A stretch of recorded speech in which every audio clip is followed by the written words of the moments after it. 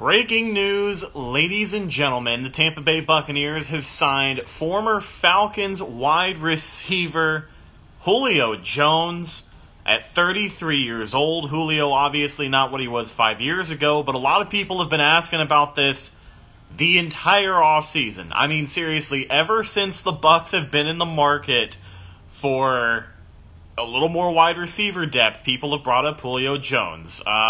I don't have the details of the contract just yet. We're going to get Evan in here in a minute.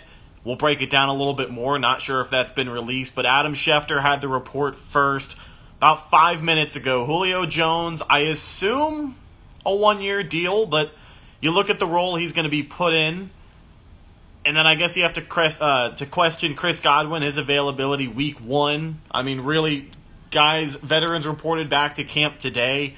So you kind of get a better gauge of what kind of shape they're in once they start working out. Practice starts tomorrow, so we'll see what happens. But let's get Evan in here. Got to find out where he's at. See if I can invite him. Yeah, Julio Jones to the Tampa Bay Buccaneers. Evan, I'm going to have to eat crow on this one because if anybody's listened to our podcast before, I have said that I am not the biggest fan of Julio Jones. I don't see him as very much of a solution for the Bucs right now, but obviously if he ends up being able to produce and Chris Godwin isn't available for the start of the season, I could change my tune. And, I mean, the Tampa Bay Falcons right now, you look at the wide receiver room they're building. You got Russell Gage, who's your wide receiver 3, and Julio Jones, the guy who honestly tormented Tampa Bay for a long time, is your wide receiver 4, which really doesn't seem like that bad of a room when you start to round things out. How does this affect the Bucs? How does this affect our offense? Is it that big of a deal? Is it depth that we needed? And are the Bucs obviously still competing for a Super Bowl championship? Well, obviously, this move proves that they are. They are still competing. This comes just minutes after the news that Chris Godwin was cleared to begin training camp. Now, I want to make it clear, it's good that he was cleared for training camp. That is a good sign. However, that does not mean he won't miss any games. That doesn't mean that he's healthy, good to go right now. That he's going to be good to go in Dallas. This signing might show you that maybe he's not ready to go for Dallas. This is a shocker. This one is a shocker. I remember tweeting a few months ago, I was like, not even Tom Brady can convince Julio Jones to be the wide receiver 4 and take a minimum contract. Well, I guess he can because that's what happened. So, yeah, this is certainly a wide receiver room now that has a lot more depth than it did last year. The biggest impression that I get about this, and this also regards Chris Godwin, but it seems like this staff wants to err on the side of caution. Yeah, he was cleared to practice, and hopefully we see him put the pads on, and I don't know if he's going full speed, but the fact that he's in pads out there after tearing his ACL in, October, that's a pretty big deal in itself. But even if he does feel good to go week one, it's one of those things where, you look at what the Cowboys bring. I know it's a road game, but I think you can beat Dallas without Chris Godwin on the field if you have Mike Evans, Russell Gage, Julio Jones, and obviously the rest of the guys that are going to fill out that wide receiver room. You've got some other playmakers on this team. You'll get a good look at Kyle Rudolph week one as well. But, yeah, as far as the wide receiver position goes, and I think the biggest storyline moving forward, Chris Godwin and his process, it really does seem like, the Bucs are kind of getting the best news they can right now. Chris Godwin is a little bit ahead of schedule, and you just signed Julio Jones. So even for the people who want to play it safe, I still think there's an opportunity that they go ahead and do that. Yeah, and I think, playing it safe doesn't mean, he has to miss 6-7 games. Playing it safe may mean he misses 3 or 4 games. I don't think it's going to be, because if it was, he would have been on the PUP list, and they had an opportunity to put him on there, and they didn't. So I think that's clear. They expect him back within the first, 4 or 5 games, I think. So that's not something to be concerned about. But you're right. This is a major injury. Some guys don't come back the same player from this type of injury. And you have to be careful. I'm sure in training camp, he's not just going to be a full go. There's going to be limitations to him in these practices and stuff. So you have to be careful. The Bucs just paid him a 3-year contract for $60 million. They have a huge investment in him. So you got to make sure you get your return on that investment, and you have to protect that investment basically because you rush him out there and he injures it again, and maybe his career's even over. So that's what you could be risking. And this signing proves that they don't want to be risking that. If Godwin's ready to go for week 1, if he's truly ready to go, fantastic. That helps the Bucs. But it just shows that the Bucs aren't willing to maybe risk the health of Godwin, at the expense of maybe him getting injured again. There was an opportunity to add a guy like Julio Jones, and they took it. Yeah. As far as Julio goes, my next question is, what number do you think he's going to wear? You think he's going to go back and rock the 11, which is going to hurt a lot of Atlanta Falcon fans since they're going to see him twice this season. And to be honest with you, I think it's going to help the Bucs maybe win the mental game. Well, it's the Falcons, so you don't have to win the mental game.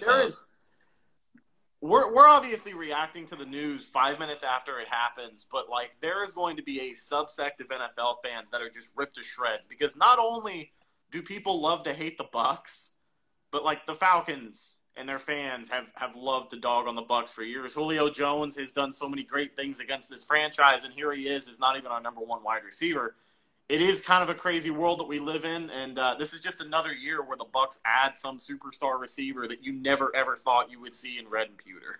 Yeah, and Khalid in the chat is correct. It's a 1-year deal for Julio. I don't have the details of money yet, but I imagine it's not for a whole lot. So so 11 is taken by Blaine Gabbert, and 2, which he wore in Tennessee, is taken by another quarterback in Kyle Trask. So I don't know if maybe he'll pay one of those guys off, or maybe he'll just roll with a brand new number. I don't know, but it's quite the eventful 15 minutes here, for sure. With a lot of Bucs news, they waived Cody McElroy. Chris Godwin was clear for training camp, and now you got the big one. As far as him as a player goes, look, he's 33. Just like we talked about with Kyle Rudolph, if you're expecting 2017 Julio Jones, you're going to be disappointed. He's not the same player. And there's a reason he was even available at this point. Because if he was 2017 Julio Jones, he wouldn't have been available. 1, because the Titans would have never released him.